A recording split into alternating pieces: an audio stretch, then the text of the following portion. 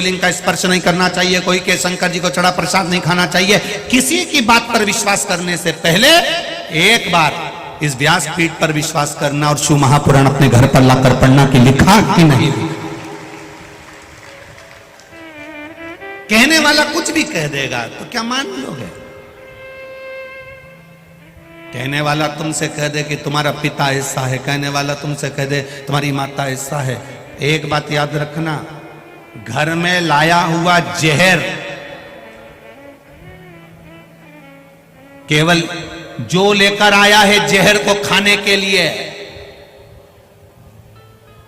घर पर लाया गया जहर एक व्यक्ति को मारता है और कानों में घुला हुआ जहर ना जाने कितनों को समाप्त कर देता है, ना जाने कितनों को। बड़ी बड़ी पीठ पर बैठकर, बड़े बड़े आसन पर बैठकर लोग कह देते हैं शंकर जी को जल मत चढ़ाओ, शंकर जी को पानी मत पियो, शंकर जी का प्रसाद मत खाओ, शंकर जी के शिवलिंग का स्पर्श मत करो। पर वो सोच नहीं पाते हैं कि तुम कह रहे हो कि पीने वाला स्वान बन जाएगा, ये बन जाएगा, पर ये तो सोचो कि जो महादेव से दूर हटा देगा तो वो कौन सी योनि में चला जाएगा, उसका भी तो स्मरण रखिए। हमारा सनातन धर्म जोड़ने का काम करता है, हमारा सनातन धर्म भगवान के करीब में जाने का कार्य करता है। आज छोटी छोटी संस्थाएं 24 घंटे लगी है, मंदिर में हनुमान चालीसा करिए, छोटी छोटी संस्थाएं लगी हैं, कहीं रामायण का पाठ करिए, छोटी छोटी संस्थाएं लगी हैं कि सब एकजुट होकर चलें। और कभी कभी विषमता कोई जीव बो देता है कि आप मंदिर से दूर हट जाओ, भगवान से दूर हट जाओ। पियो। क्या होता है शंकर पर चढ़े हुए जल का केवल आचमन कर लेने से? शिव महापुराण विद्येश्वर संहिता पेज नंबर 75 एक एक शब्द कहता है कि शिव पर चढ़ा हुआ मात्र आचमन कर लेने से। और कौन सा ऐसा धर्म है जो शिव से छूटा हुआ? कौन सा ऐसा धर्म है जो शंकर से छूटा हुआ है? एक एक धर्म को उठाकर देखिएगा, एक एक संप्रदाय को, एक एक समाज को उठाकर देखिएगा, कोई शिव से दूर नहीं है। क्या था पहले? राम जी का स्वरूप आया राम अवतार के बाद, भगवान कृष्ण के मंदिर आए कृष्ण अवतार के बाद, अन्य देवताओं के जितने भी मंदिर थे ये सब राम अवतार कृष्ण अवतार के बाद आए हैं। पहले भूमंडल पर, पृथ्वी पर था क्या? क्या था पृथ्वी पर? केवल एक शिवलिंग की पूजन दुनिया पूरा विश्व करता था, और देश नहीं विदेश भी करता था। केवल एक शिवलिंग की पूजन, उसके सिवा कुछ नहीं था। पूरी भारत की भूमि को क्या, पूरे विश्व की भूमि को खोद कर देखना, कोई मूर्ति निकले ना निकले पर एक शिवलिंग जरूर निकलेगा, ये निश्चित है। पूरी भारत की भूमि को, पूरे विश्व की भूमि को खोदिए, उसमें से शिवालय जरूर निकलेगा, क्योंकि कुछ नहीं था तब शिव था, और अंत भी शिव है और शुरुआत भी शिव है। जब सब समाप्त हो जाता है तब भी कुछ नहीं बचता, आखिरी में शिव ही बचता है और कुछ नहीं बचता। अंतिम शिव है तो शुरुआत शिव। करो भजन उसका, करो स्मरण उसका, भटकना नहीं है। कोई मत सोचना कि बचपन निकल जाएगा तब भजन करूंगी, जवानी निकल जाएगी तब भजन करूंगी, अधेड़ी आएगी तब भजन करूंगी। कबीरदास जी का एक पद याद रखना, आटा पड़ो कीच में कछु ना हायो हाथ। आटा पड़ो कीच में कछु ना आयो हाथ, पीसत पीसत चबायो सो ही निभायो साथ। कबीरदास जी का ये पद याद रखना। दो बहन आटा पीस रही थी, गेहूं पीस रही थी, और दोनों बहन गेहूं पीस रही थी, और एक बहन उसमें से खाती जा रही थी और दूसरी उसको बोलती जा रही है, काम करते करते कोई खाता है क्या? खाना नहीं, एक बहन अपना गेहूं पीस रही, दूसरी बहन अपना गेहूं पीस रही, एक मुंह में ढालती जाए, चबाती जाए और पीसती जाए, और दूसरी पीसती जाए, पीसती जाए, नी चबाए। अब दोनों का आटा तैयार हो गया, दोनों चल दी।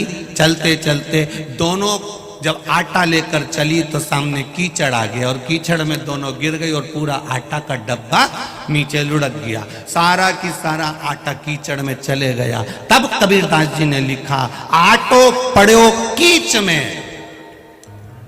कछु ना आयो हाथ, और पीसत पीसत जो चबायो वही गयो साथ। अर्थात कर्म करते करते, काम करते करते, पढ़ाई करते करते, दुकान चलाते चलाते, नौकरी करते करते, व्यवसाय करते करते, व्यापार करते करते, फैक्ट्रियां लगाते लगाते, तुम कर्म करते करते अगर थोड़ा थोड़ा भगवान का भजन करते हुए चलोगे तो वो साथ दे जाएगा।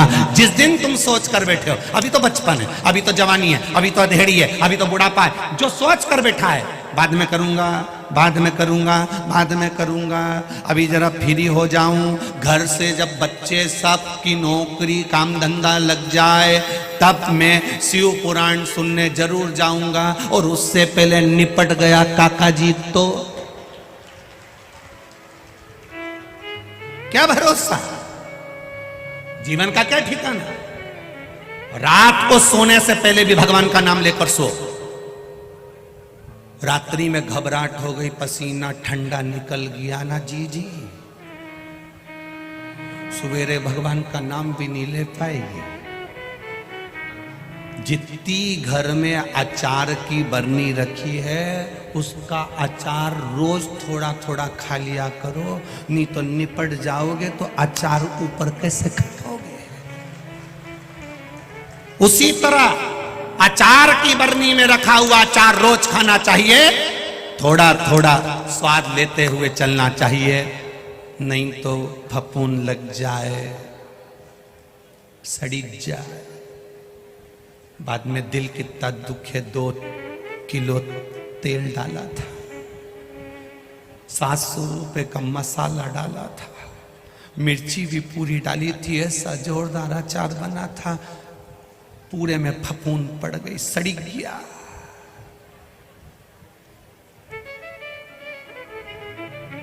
कितना खर्च करा, उसके बाद भी अचार सड़ जाता है। कितना खर्च करा, छत गड़बड़ हो गई तो छत सुधरवा ली, खिड़कियां बेकार हो गई, किसी किसी की तो पूरी चौखट उखड़ गई पूरी। कितना खर्च करा, रोज एक से बढ़कर एक साबुन 10-10, 20-20, 50-50 रुपए का कितना खर्च करा अचार की बरनी पे, कितना। और एक दिन अचार सड़ी गया, फफूंद बन गई, पूरी अचार की बरनी नीचे पड़ी। अब छोरा छोरी से क्यों चाट लो, जब तक अचार अच्छा था तो पोता भी गोदी में आके दादी दादी दादी दादी करे, उसकी स्मरण करे, गले से लगे, और वही अचार सड़ गया पड़ा हुआ है तो घर की बहुएं भी कह दे, छोरा दूर हट, नहीं मैं दादी के गले लगूंगा, मैं दादी के गाल से गाल मिलाऊंगा। अब छोरा दादी के पास भी जाए तो बहू खींचकर दूर कर दे, अचार में से बदबू आने लगती है, कौन खाएगा। इसलिए जब तक अचार ताजा है, अच्छा है, इसकी जब तक अच्छा है, ताजा है, तब तक इसका प्रयोग करते रहो, थोड़ा थोड़ा राम नाम, कृष्ण नाम, शिव नाम जपते रहो, सड़ जाएगा एक दिन, पड़ा बड़ा है वो किसी काम का, किसी काम कोई नहीं खाएगा। कई लोग सोचते हैं बेकार हो गया तो मैं बर्तन वाली को दे दूंगी, घर में पोछा लगाने वाली को दे दूंगी। बर्तन वाली इतनी समझदार है, 10 घर जाती है, घाट घाट का पानी पीती है। तुम्हारे जैसे सड़े हुए अचार को तो वो नली में पटक कर चली जाती है, वो ना खाए ऐसा सामान। तुम इस अंदाजे में मत रहना कि सड़ गया बेकार हो गया तो मैं उसको दे दूंगी, कोई नहीं खाए, कोई नहीं। रात की बची हुई सब्जी सवेरे तुम्हारे घर में आए हुए मेहमानों को खिला दो, जिनको तुम खूब गिफ्ट देते हो, वो नहीं खाए तो वो काम वाली क्या खाए? कोई नहीं खाएगा, किसी काम का नहीं। अचार पड़ा है, उसको जानवर भी नहीं खाए, ये शरीर सड़ गया, बेकार हो गया, अंत में किसी काम करनी तो फिर कहा एकांत में ले जाके पटक दो, फिर ले जाकर शमशान में ले जाके पटक दिया।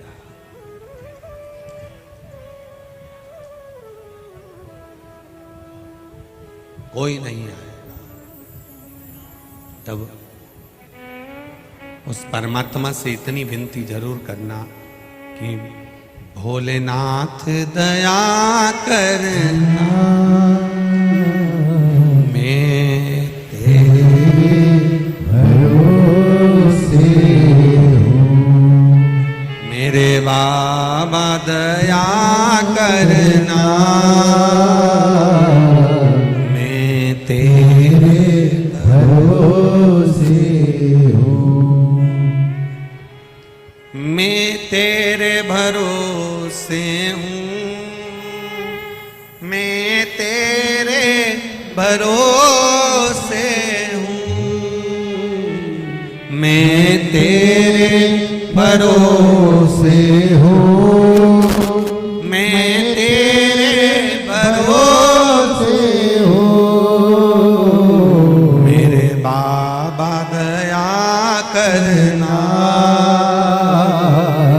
मैं तेरे भरोसे हूँ। मेरे दादा दया करना, मैं तेरे भरोसे हूँ।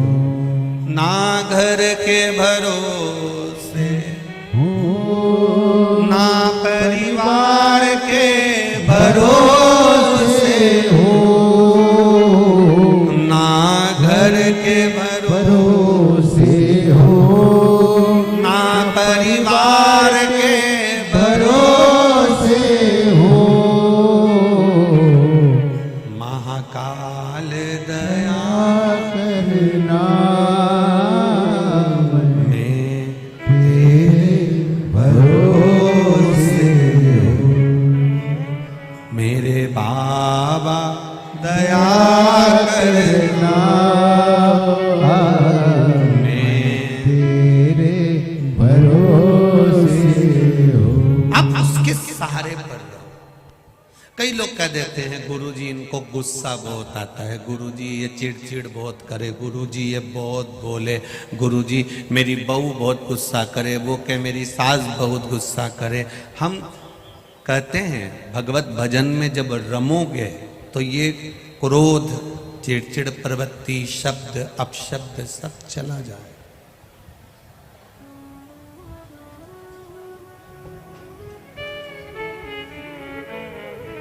क्रोध, अहंकार, अभिमान, अभिमत्ता, अहम, मैं और मेरा, या अपशब्द, ईर्ष्या, जलन, ये पास में कब आती है? जब तक हम परमात्मा की भक्ति में नहीं रखते। और सरल भाषा में समझ लो, शक्कर डब्बे में रखी है, गुड़ डब्बे में रखा है, तो मक्खी आएगी कि नहीं आएगी? बोलो जम के, अच्छे से तो बोलो, आएगी। गुड़ खुला रखा है, डब्बे में रखा है, शक्कर डब्बे में रखी है, खुली रखी है, तो उसमें मक्खी आएगी? और वही गुड़ गैस के ऊपर कढ़ैया रख दो और कढ़ैया में गुड़ डाल दो और नीचे से गैस चालू कर दो, कितनी भी मक्खी घूमे गुड़ पे बैठेगी? बोलो जम के, नहीं बैठेगी। क्यों? क्योंकि वो अग्नि पर रखा है।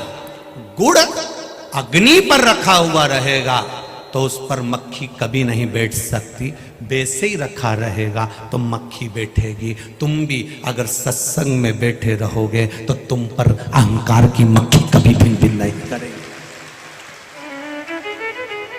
काम की मक्खी, लोभ की मक्खी, आसक्ति की मक्खी, तृष्णा की मक्खी, वासना की मक्खी, मैं और मेरे की मक्खी, ईर्ष्या की मक्खी, अहंकार की मक्खी, अभिमत्ता की मक्खी, जब तक तुम सत्संग में बैठोगे, भगवान की शरणागति में बैठोगे, तुम भगवान का दास समझकर बैठोगे तो अहंकार की मक्खी तुम्हारे ऊपर कभी भिन भिन नहीं करेगी, ये निश्चित है। अहंकार की मक्खी, ईर्ष्या की मक्खी, लोभ की मक्खी ये तब बैठती है जब कोई को सदगुरु की शरण नहीं मिलती, भगवान का द्वार नहीं मिलता, सत्संग नहीं मिलता, तो मक्खी बैठती है।